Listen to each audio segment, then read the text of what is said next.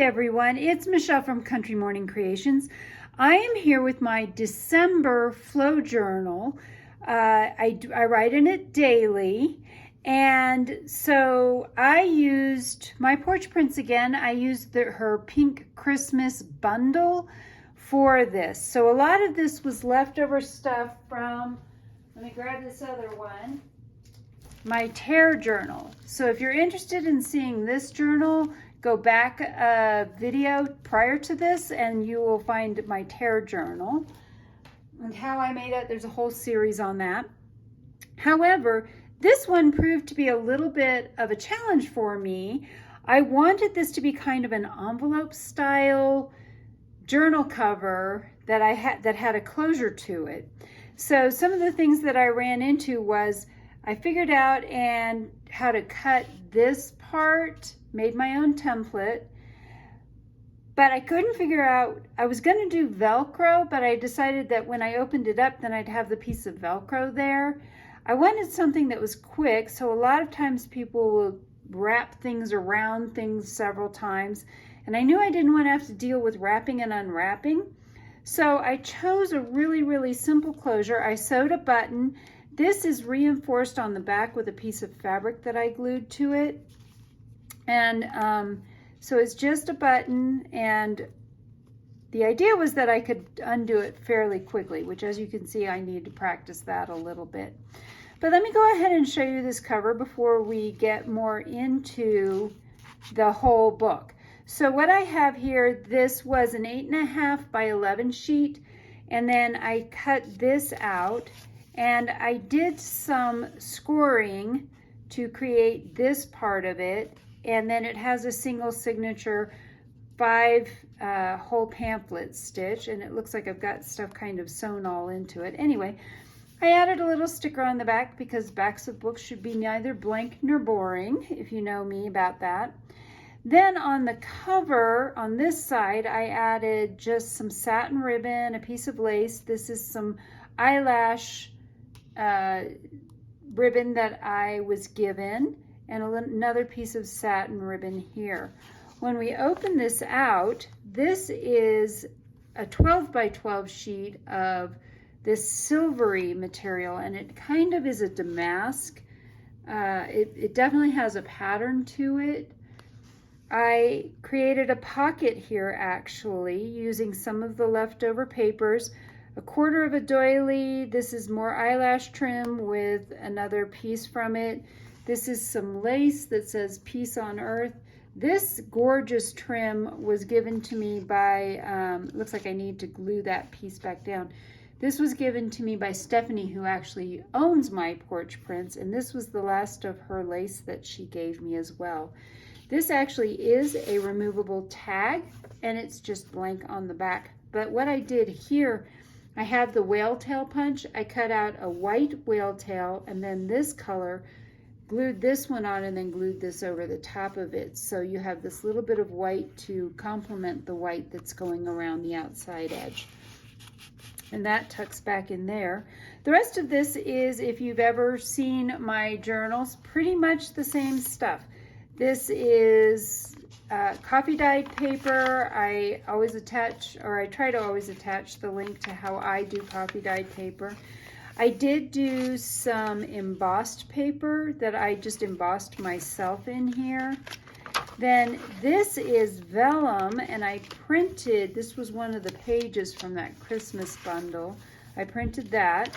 I do have my usual flips in here. I have some Edith Holden, that's December.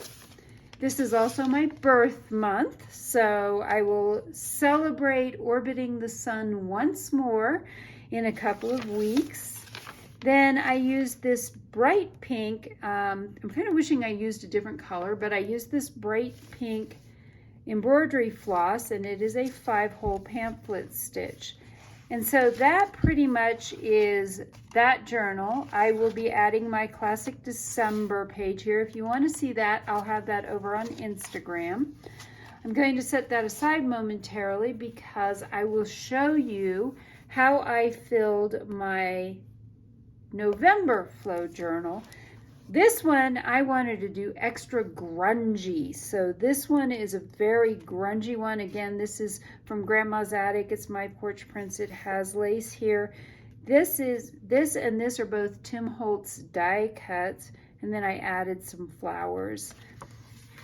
This is what I'm talking about by a cover page. On this one, this was kind of the theme that came. So I'll be doing something similar to that.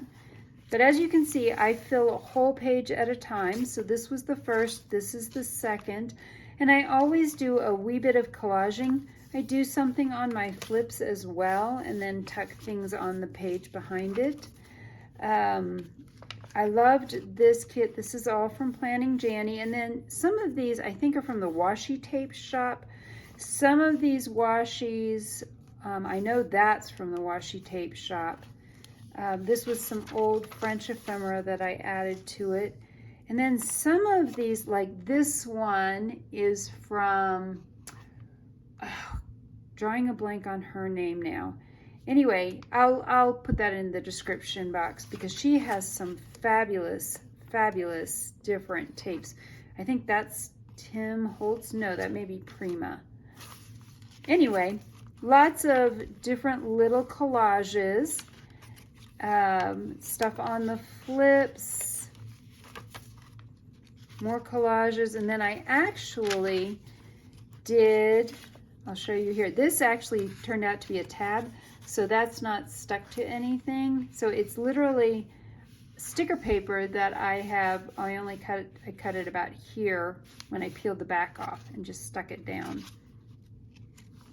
And then I know I did a to-do list over here using some more washi tapes and different stickers. And that brings me to the end of that. So I will show you how simple it is to use my reusable book cover. I simply untie this here. We take this one out. We will now put this one in, tie it up at the top.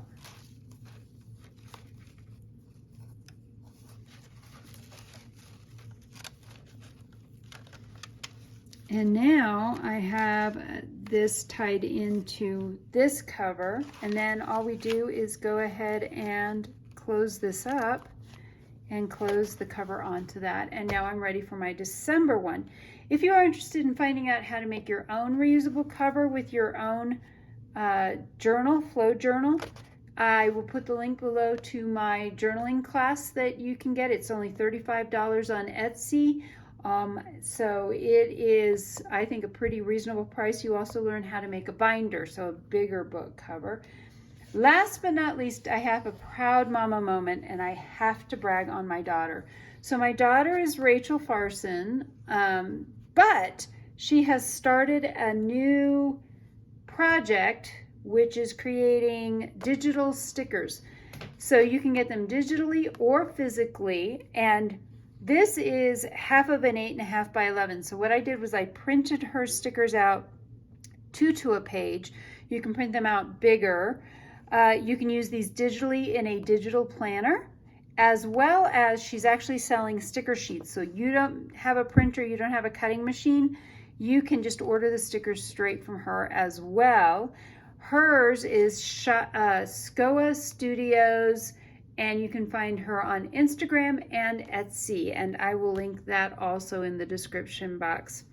Well, I hope I have inspired you to be creative today.